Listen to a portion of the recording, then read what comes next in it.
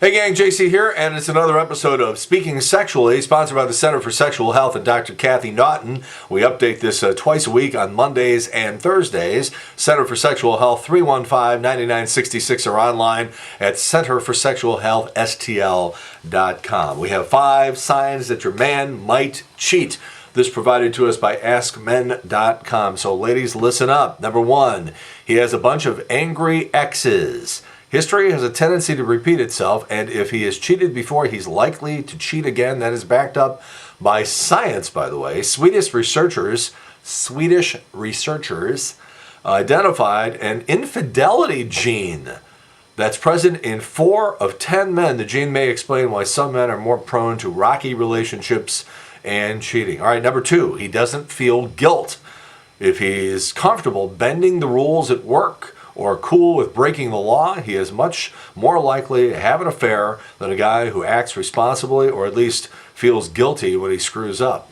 All right, number 3, sign that your man may cheat. He's having a midlife crisis.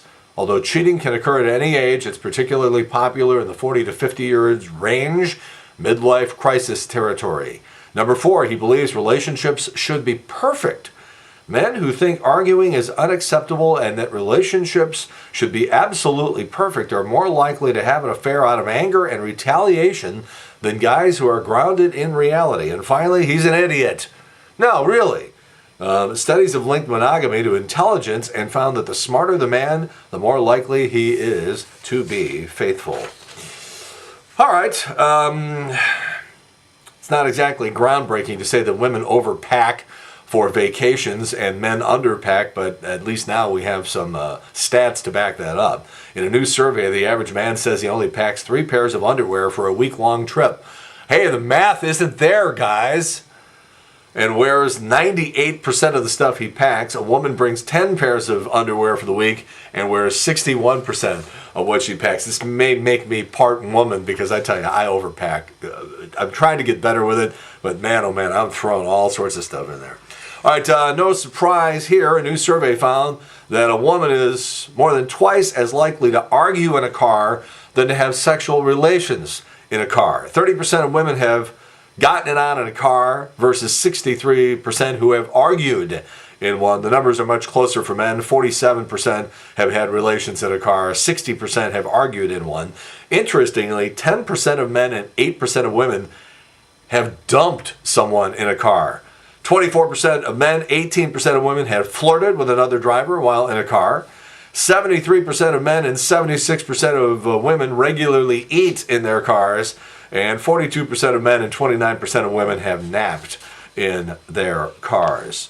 I have a very interesting story coming out of Canada. A guy has just been nailed, and we'll tell you about that in a minute. But first, the Center for Sexual Health, Dr. Kathy Naughton, always makes that list of best doctors that they put out in St. Louis Magazine.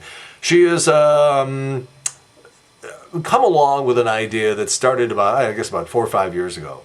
Maybe more like 5 or 6. Time is moving quickly. Anyhow, Dr. Kathy Naughton said, people have all these issues below the belt. If you're at a party and you've got tennis elbow, you can talk about it with somebody. They'll recommend a doctor. If you got an earache, somebody will say, oh, I got a great ENT. I'll send you to my doctor. When you're standing over the cheese dip in the kitchen at a party, you're not going to have a discussion saying, yeah, I'm leaking where I shouldn't be leaking, or I'm having, erectile dysfunction issues. You're not going to just bring that up. And that's why people sort of kept this very quiet and kept to themselves and really just sort of suffered for years. And then Dr. Kathy Naughton came along with the Center for Sexual Health, which really focuses on couples, because if you're leaking or something's not working the way it's supposed to be, and it doesn't matter if you're a man or a woman in this case, you got an issue like that, it's going to impact you personally. It's going to impact your relationship with your spouse, girlfriend, boyfriend, whatever the case may be. And so, they deal with stuff like infertility and vasectomy reversals and prostate issues and bladder issues and that sort of stuff. And that's what they do. And Dr. Kathy Naughton is just massively trained in all this sort of stuff. Board certified urologist, subspecialty and fellowship training in male infertility and microsurgery. She's the gal to go and see at the Center for Sexual Health. Phone number 314-315-9966 or online Center for Sexual Health, STL.com. And we do Speaking Sexually. We update every Monday and Thursday right here at jcontheline.com. Finally, in Canada, a candidate for Parliament had a scandal this weekend when an extreme close-up of a full naked package surfaced on his Twitter feed. This isn't Anthony Weiner out east. This is a guy in Canada, okay? And in this case, it was much more graphic.